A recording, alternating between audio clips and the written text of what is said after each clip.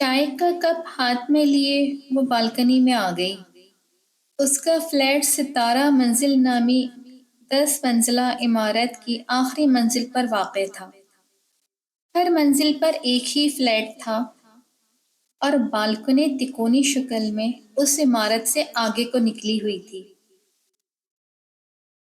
उसकी एक वजह ये थी कि ये इमारत मुखम्मस शक्ल की थी और गली के कोने की इमारत थी। उसके एक तरफ एक और इसी तरह की ऊंची सी रिहायशी इमारत थी, लेकिन दूसरे सिम जहां गली का अख्ताम था, उस तरफ इमारत से आगे बाहर की सिमत को निकली हुई तिकोनी बालकनी थी, जो इस इमारत के मुखम्मस के एक कोने का हिस्सा थी। ऐसा लगता था कि जैसे वो इस इमारत का हिस्सा नहीं, बल्कि उसे अलग से जोड़ा गया है। इस बालकनी में जाके उसे हमेशा यूं ही लगता था जैसे वो फ्लैट से बाहर हो, क्योंकि उस बालकनी के दोनों अतराफ किसी और इमारत की दीवारें नहीं थीं और न करीब में कोई और बालकनी उससे जुड़ी हुई थी। इसलिए वो असल गुंजाइश से कहीं ज्यादा कुशादा महसूस होती थी और बाहर की तरफ निकले हुए होने की वजह से वो फ्लैट से अलग ही मालूम होती थी। चूंकि उसे बागबानी का बहुत शौक था, लिहाजा उसने बालकनी में फर्शी और दीवार गिर्द गमले लगाकर अपना शौक पूरा कर लिया था। इन पौधों की देखभाल वो इस तरह करती थी जैसे कोई माँ अपनी औलाद की करती है। हर तरह के पौधे उसने उगा रखे थे। वो अपने हाथ से इन पौधों की काट छांट करती, पानी और खाद देती, उन्हें बढ़ता और फलता फूलता देखकर बेहद खुश होती। सब्ज पौधों और उन पर खिले हुए खुश रंग, खुशनुमा और खुशबूदार फूलों की मौजूदगी से बालकनी का तासुर ही तब्दील होकर रह गया था। वह बालकनी मुख्तसर सी बालकनी के बजाय एक छोटे से हरे भरे महकते हुए गुलशन का तासुर देती थी, जहाँ सब्जा भी है, रंगीनी भी है और साथ साथ खुशबू भी। इन पौधों के दरमियान आकर उसे यूं महसूस होता गोया वो फितरत से करीब है, और फितरत से कुर्बत का ये एहसास उसके लिए बहुत जांफिजा, बहुत फरहत बख्श था और उसको तवानाई से भर देता था, जिसकी वजह से उसे जिंदगी को एक नए जज्बे और नए जोश के साथ गुजारने की तवानाई मिलती थी। उसमें जिंदगी को भरपूर अंदाज में जीने की उमंग और तरंग पैदा होती थी। आसपास सब ऊंची ही इमारतें थीं, लेकिन कुछ फासले पर थीं।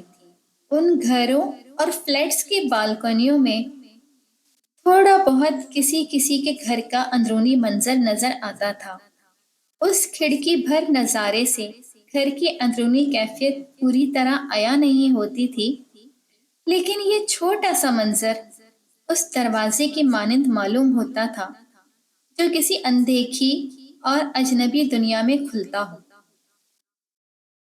चूंकि बालकनी का रुख मगरिब की तरफ था, इसलिए सुबह के वक्त यहाँ धूप नहीं होती थी, लेकिन बालकनी के सामने और आसपास की इमारतों पर जब सुबह की सुनहरी धूप पड़ रही होती थी, तो यूं लगता कि जैसे किसी ने उन पर सुनहरा रंग कर दिया हो।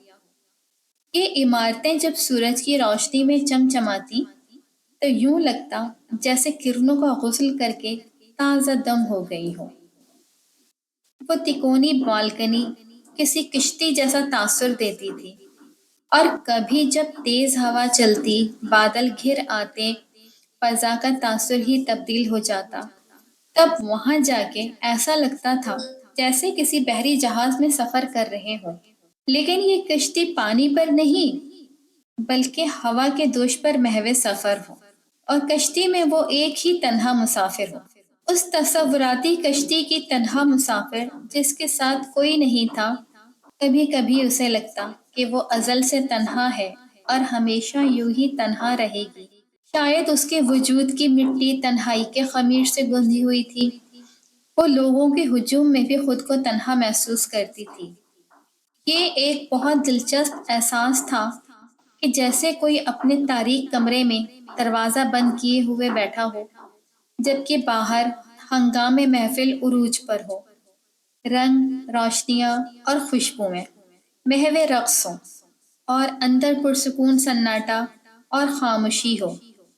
ایسے میں انسان کے اندر کا وجود اس سے ہم کلام ہوتا ہے، انسنی داستانیں چھیڑ دیتا ہے، وہ داستانیں جو سپنوں کے شہزادوں اور دور کہیں ستاروں پر بسنے والی شہزادیوں کی ہوتی ہیں، جو آنے والے خوش رنگ موسم بہار کی ہوتی ہیں اور کسی حسین خواب کے انتظار کی ہوتی ہیں۔ ایسا خواب جو ابھی تک کسی کی آنکھ میں سمایا نہ ہو، بسا نہ ہو۔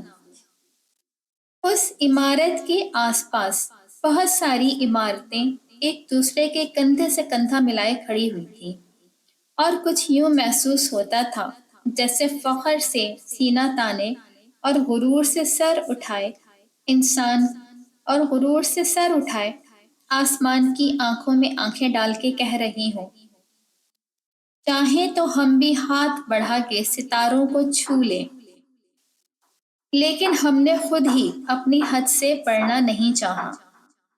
اس علاقے کی عمارتیں قدیم طرز پر تعمیر کی گئی تھیں، جو دیکھنے والوں کو زمانہ گزشتہ کی یاد دلاتا، بلکہ یہ کہنا بھی غلط نہ ہوگا کہ دیکھنے اور محسوس کرنے والوں کو اسی دور میں لے جاتا تھا جس دور کا طرز تعمیر اس عمارت سے جھلکتا تھا۔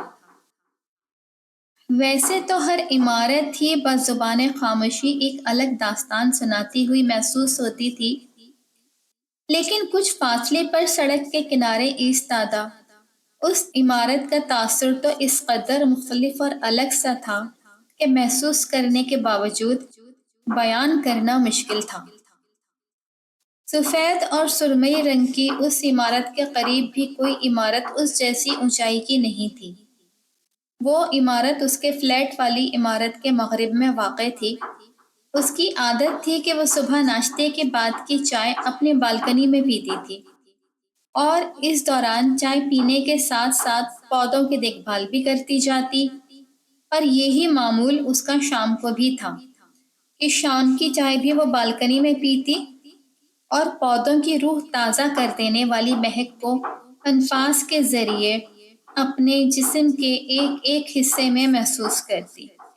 سبزی کی تراوٹ اسے تسکین آمیز احساس سے نوازتی۔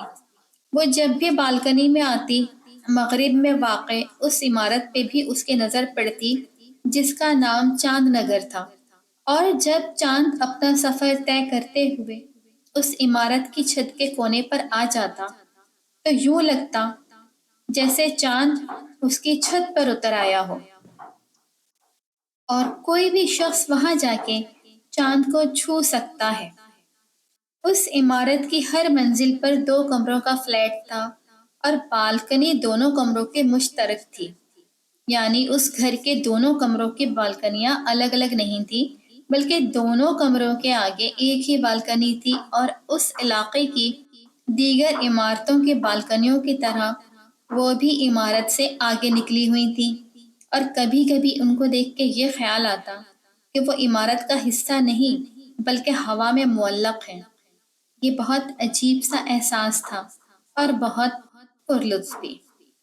اس کی جب بھی اس عمارت، خاص طور پر اس بالکنی پر نظر پڑتی، اسے بہت الگ سا احساس ہوتا، چونکہ اس عمارت سے آگے اور اتنی بلند کوئی اور عمارت نہیں تھی۔ سڑک کے اس پار دکانیں، دفاتر یا اسکول کالج وغیرہ کی یک منزلہ تعمیرات تھیں۔ دونوں علاقوں کے درمیان سے گزرنے والی چوڑی سی سڑک گویا حد فاصل کا کام دیتی تھی۔ سامنے نظر آنے والی عمارت یعنی چاند نگر کے بعد چونکہ کوئی اور اونچی عمارت نہیں تھی، لہٰذا اسے دیکھ کے لگتا کہ جیسے وہ بالکنی دنیا کا آخری کنارہ ہو۔ اس بالکنی کے پرے آسمان ہے جس کے سینے پر اڑتے ہوئے سفید کبوتر اور سیاہ زاغ سیاہی اور سفیدی کے امتزاج سے آسمان کی نیلاہٹ کو اور بھی نمایاں کرتے ہیں، اور آسمان کے بعد محسوس ہوتا کہ بس خلا ہے، بے کرا اور وسیع خلا، اور اس خلا کے بعد شاید دور تک پھیلی ہوئی وہ کائنات ہے جہاں ابھی تک فہم انسانی کی رسائی بھی نہیں ہو پائی ہے اور جو اب تک دریافت نہیں ہو سکی ہے۔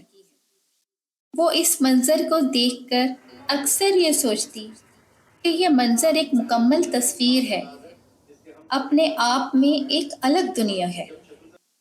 وہ چائے کا کپ ہاتھ میں لیے مغرب کی سمت بڑھتے ہوئے قرمزی سورج کو دیکھتی رہی۔ شام کے رخصت ہوتے ہوئے الوداعی لمحات عجیب سا احساس دلا رہے تھے۔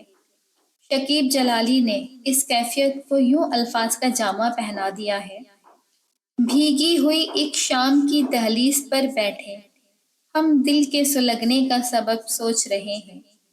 ایک اور دن کا اختتام ہونے کو ہے۔ غروب ہوتے ہوئے سورج کی ارغوانی شعاعوں میں لپٹی ہوئی لمحہ لمحہ ڈھلتی ہوئی شام، جو غیر محسوس طور پر نیلگوں آسمان کو بھی اپنے رنگ میں رنگ لیتی ہے، اپنی قبا لہرا رہی ہے۔